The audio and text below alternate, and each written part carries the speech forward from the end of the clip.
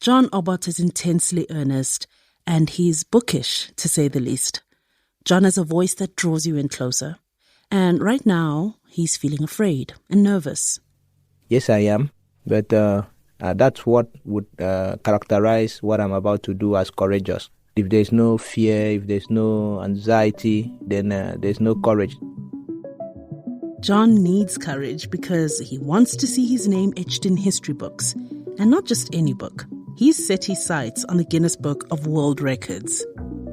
So I'm feeling very excited, I'm feeling motivated, I'm feeling hopeful. So it's also something humbling to know that in a couple of days I'm going to be attracting worldwide attention. Almost 5 million people will view his world record attempt on social media, and over 20,000 will come watch him in person. That creates a lot of pressure, but John's mom, Bernadette, has complete faith in him. I'm not afraid. He's going to make it. I bless him. To cross the finish line, John's going to need a lot more than his mom's support. That's why he's assembled a team of 7 health professionals to monitor him around the clock. You see, John's world record attempt will test him physically and psychologically. It's going to push him way beyond his limits. I'm Lesedi Mokgwatle, and this is Radio Workshop.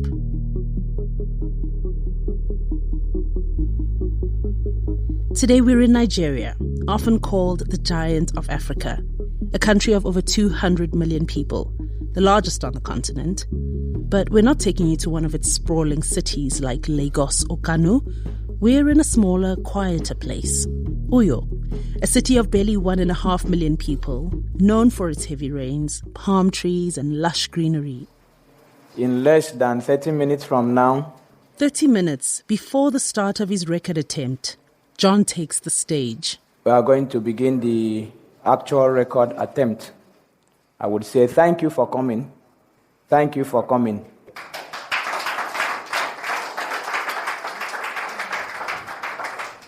Around 50 people are here in a conference room at the Watbridge Hotel. Timekeepers, photographers, camera operators, and witnesses are running around. They're documenting this event and will submit it as evidence to Guinness judges. It will include sworn statements and live recordings and, most importantly, timekeeping. Eventually, the lights and camera are ready. The hall falls silent as John picks up his first book. This one won't leave his side throughout the event. He signals the timekeeper. The timer starts. John begins his Guinness World Record attempt, the longest marathon for reading out loud, starting with a section of the Bible. The Book of Israel, from the King James Version of the Holy Bible.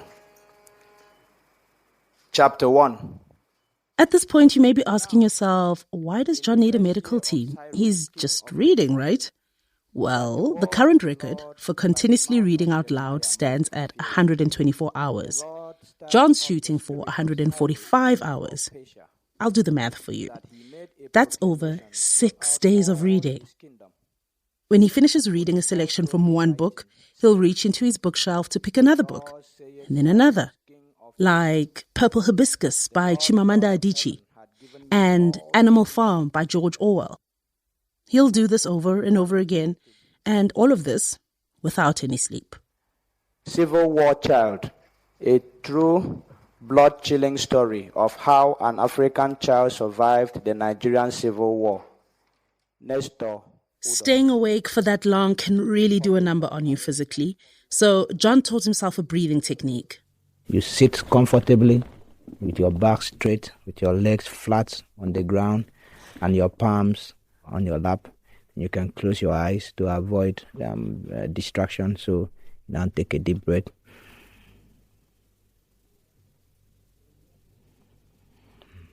And then exhale. But breathing won't be enough. Severe sleep deprivation can trigger hallucinations. Radio Workshop reporter Mo Isu asked John about how he's going to cope if that happens. Do you have contingency plans for what happens if you start to hallucinate? Yes, contingency plans for hallucinations is just to tell myself that it's an hallucination, that it's happening in my head. Her hair was long, fluffy and curly, like the hair of a newborn African child.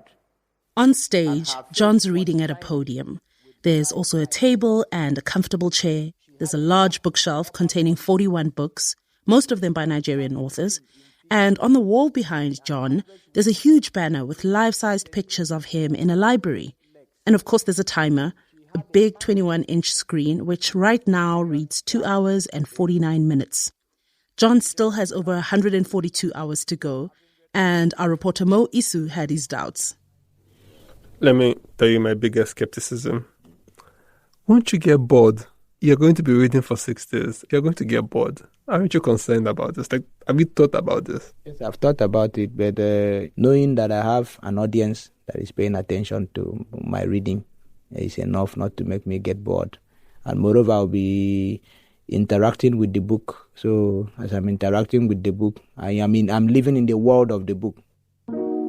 At the end of the lecture, the entire class rose up to give him a standing ovation, confessing that not even the course lecturer could have done a better Guinness job. rules permit a 5-minute break for every hour of reading. John can accumulate those breaks if he reads for longer, but that's it. 5 minutes every hour to rest, eat, go to the bathroom. That's also when doctors will check his pulse, respiration, and blood pressure. They'll routinely draw blood to test his overall health. And amidst all of this, John will record short voice notes for us. Here he is at 3 a.m. after 12 hours of reading. Feeling extremely sleepy and lightheaded, but I know maybe it's just because that was a night shift and so it was expected. Maybe when I begin to see daylight, it's going to come up. So that's 145 minus 12, and so I'm proud. Once his 5 minutes are up, John puts on his reading glasses, a new prescription that will help him cope with eye strain. Then it's back to the books. She had a gap in the upper front teeth. She was quite trim in figure, with an average waistline. It's all about promoting reading. It's all about telling people that reading is important, otherwise he would not have sacrificed himself. That's John's friend, Dr. Udeme Nana. He's the founder of the Uyo Book Club. That's where he met John, and they struck up a friendship over their shared love of reading. They're both educators. Udeme teaches communication at the State Polytechnic.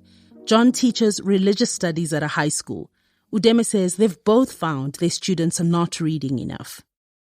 I discovered some 10 years back, or it really dawned on me that culture was dying, especially among the youths. Yeah, I'm also wondering about the phrasing you've used. It kind of insinuates that there was a time when there was a reading culture. Like there has been Of course. There was a time that every local government headquarters had a library filled with books.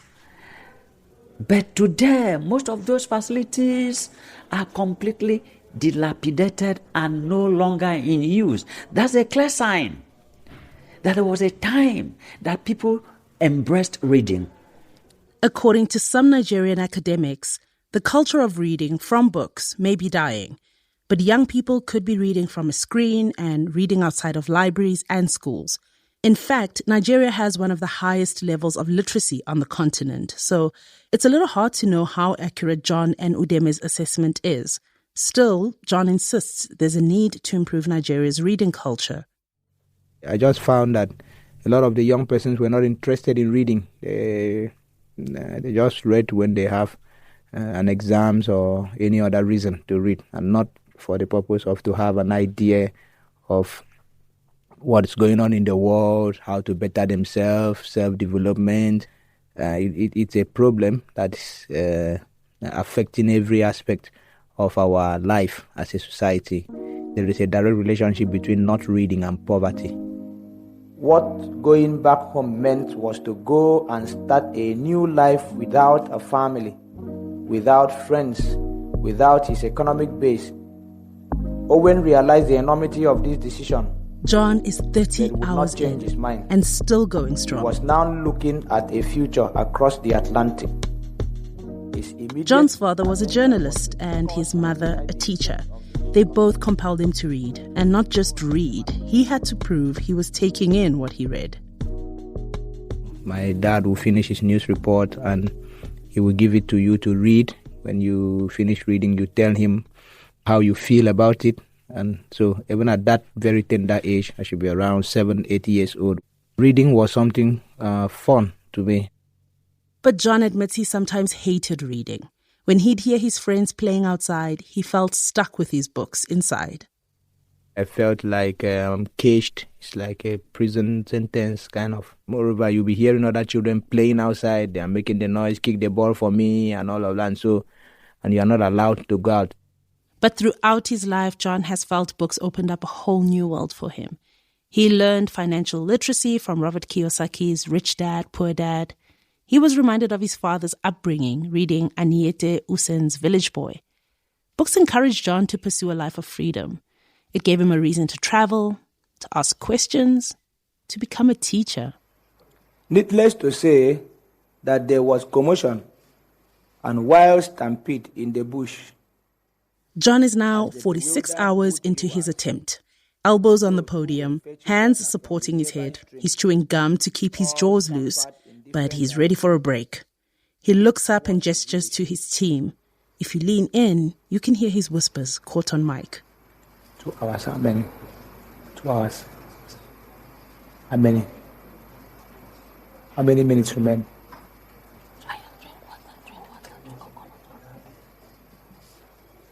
John takes a sip from his water bottle, adjusts his glasses and returns to the book in front of him. But he's about to get a much longer break than he bargained for. In fact, his world record dreams are about to come crashing down. Suka Street was bereft of vehicular traffic as spectators thronged their journey street to have a glimpse of some typical traditional masquerades.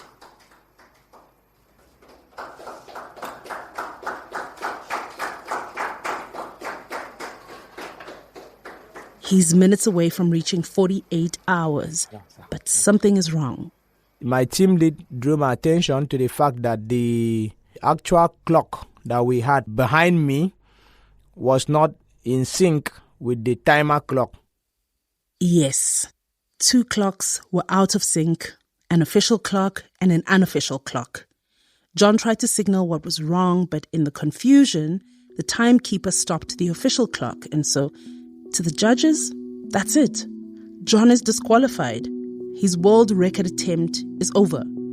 Ironically, all this happens while John reads Chinua Achebe's Things Fall Apart. I naturally have these shock absorbers. I don't usually fret about things because I know that what will be will be. So at that point, it was my fault. And so now what? After months of preparation and a whole 48 hours of reading, John needs to figure out his next move. He meets with his team to go over their options. Should he keep going and ignore the glitch? Maybe he should restart the timer from the beginning. Or is it better to just give up?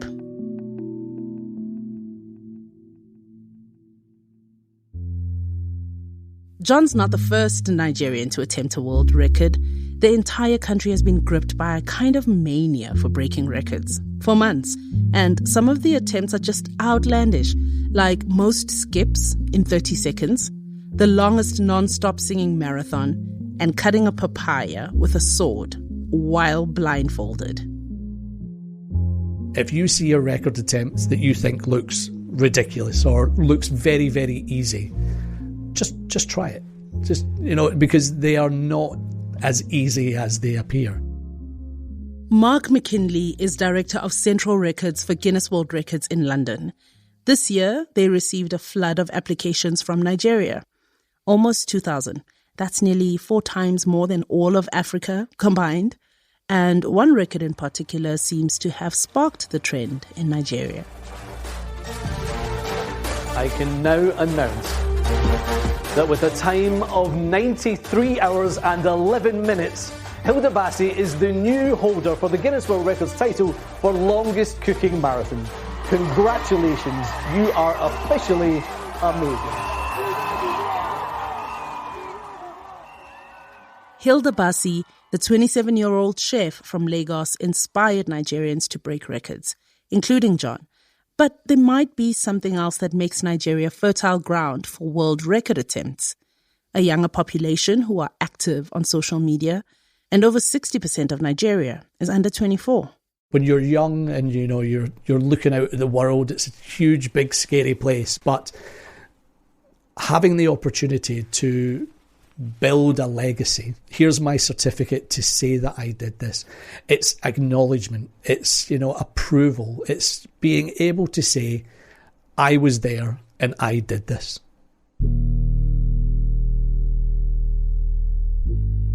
Back at the hotel in Uyo, John is taking a long shower. He's going to eat a meal. His doctors will run a full battery of tests. It's been 4 hours since he stopped reading, but he's going to try again.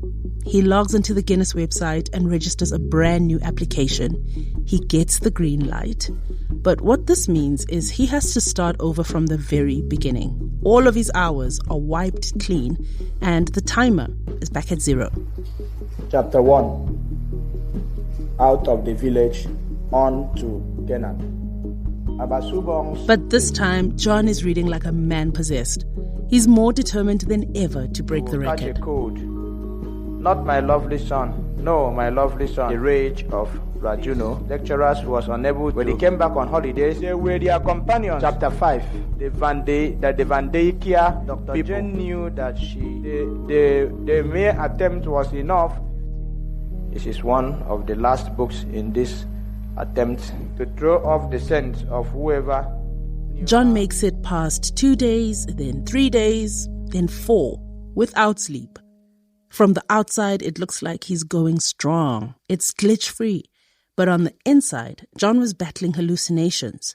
While reading, he'd see the words come to life. If I say something like, and the boy started running after the ball. When I mention the boy, a little boy would jump out of the page, and then he will be running, and then the ball too. I'll see a ball bounce out of the page and into the audience. The visual hallucinations would last up to 20 minutes at a time. His doctor tells him they're triggered by fatigue and excessive eye strain. I wasn't feeling like the people in the room were real, the furniture and all I was seeing. I was just feeling that somehow somebody would, this was a lucid dream. John's fiancée, Dorothy, sat next to him. During his 5-minute breaks, she'd place chilled cucumbers on his eyes and rub ice cubes on his forehead, but nothing helped. I really want him to succeed because he will bring honor to us, the family, and to Nigeria as a whole. I heard sounds in my head, heard people talking to me that were not in the room, and their voices sounded very vivid as if they were talking directly to me. At some point, I lost complete touch with reality. I was hearing voices. I was, seeing patterns, images, shapes, and then, things that were not actually there. Even John's plan to talk himself out of the hallucinations was not enough. He's now stumbling while reading. She was going through a very torrid time. On day 5, doctors tell him to call off the attempt. They're prepared to sedate him and to force him to rest. John is about to throw in the towel, but that's when a team member comes up to him. They tell him they overheard someone on his team say they knew he wouldn't be successful. They never believed he could do it.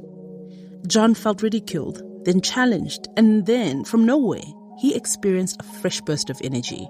I stepped back into the room. I told my team that I'm going to continue, that even dying while making the attempt would also be an attempt in itself, would be a record in itself. And so I came to the conclusion that I would rather die attempting the record than to call it off. So that's how I felt at that moment. Who was to tell where John surprises everyone. His doctors, his skeptics. He hits a major milestone. He breaks the previous record of 124 hours. But that's not enough. He has to keep going. John set himself a target of 145 hours, hoping it would put the record out of reach. But that's 21 hours away. In the meantime, the news that he's close starts to spread across town. So I'm here to witness because it's such a great feat to behold. He's a very good friend to me. Of course, he's the one that pushed me and to discover the importance of the reading. I'm not highly educated like he is.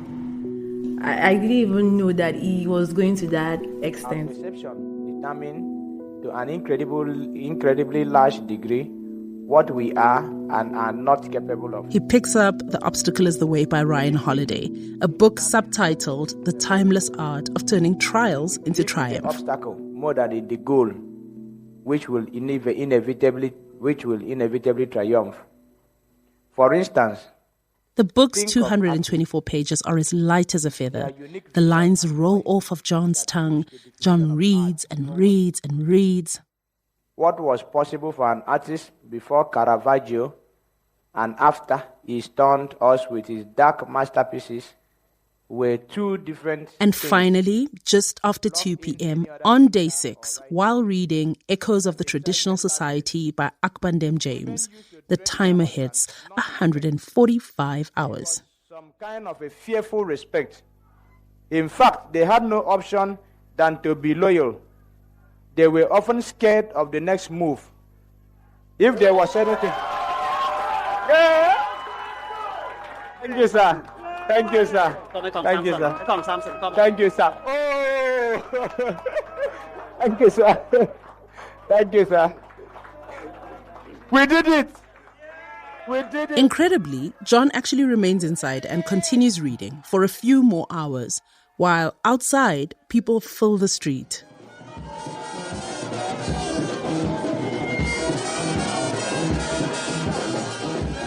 A marching band plays, there are singers, dancers join in. Uyo, the sleepy coastal city, comes alive. John finally puts down his book and joins the celebrations, even though his body was in so much pain from standing and sitting all that time. When he got home, he slept for 36 hours. Guinness World Records will need time to look through all of John's evidence before they'll award him his record. But John is wasting no time. He's touring book clubs, speaking at events, appearing on radio and TV. He's planning to start a creative writing academy and a foundation to revive reading. He's also very excited about his next project. I'm going to be writing my own book describing the experience, titled A Journey Through Hell, how I endured 6 days marathon reading to gain a Guinness World Record.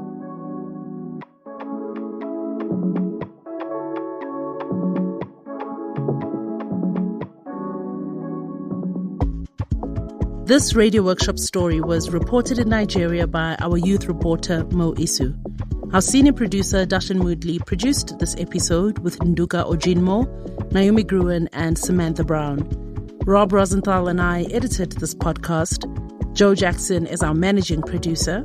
Music by Kamani Sambu at Edible Audio in Cape Town. Sound engineering by Joe Jackson, Naomi Gruen and Mike Rayfelt. Special thanks to Rob Byers and also XL 106.9 FM, Uyo's urban lifestyle music and talk radio station, for their support in making this story. Find out more about what we do and support our work on radioworkshop.org.